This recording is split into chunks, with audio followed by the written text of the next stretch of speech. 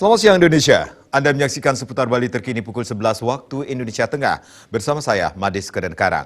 Pemirsa, veteran sebagai jas merah merupakan pahlawan yang turut juga berjuang dalam kemerdekaan Republik Indonesia. Untuk itu, pemerintah Kabupaten Badung berkomitmen untuk terus memberikan perhatian terhadap para veteran di Kabupaten Badung. Terbentuknya Legium Veteran Republik Indonesia dan berkedudukan di Ibu Kota Negara Kesatuan Republik Indonesia merupakan suatu penghargaan dan penghormatan dari pemerintah dan rakyat Indonesia secara tulus kepada para veteran.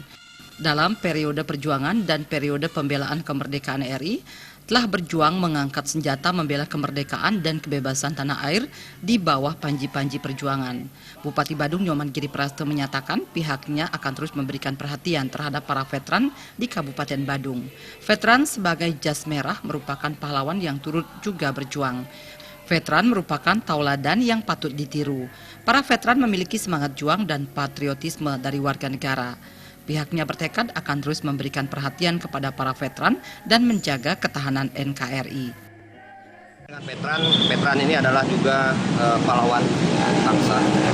Dan kita di Kabupaten Badung khususnya tidak akan pernah meninggalkan ini maksud dengan jas merah. Jas merah itu adalah tidak lupa dengan sejarah. Salah satu daripada pelaku sejarah pada saat itu adalah para veteran. Maka kami di Kabupaten Badung tetap akan menghormati dan memberikan perhatian kepada veteran ini, sehingga pahlawan dan veteran ini merupakan suri tauladan yang patut kita tiru untuk bagaimana semangat juang, patriotisme daripada warga negara kita untuk mempertahankan negara Republik Indonesia ini dari kaum muda.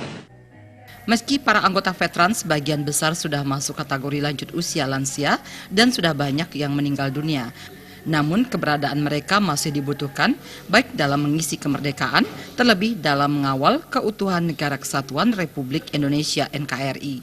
Agung Ria, Bali TV. Pemirsa, sekian seputar Bali terkini kali ini. Terima kasih untuk perhatian Anda. Selamat siang Indonesia.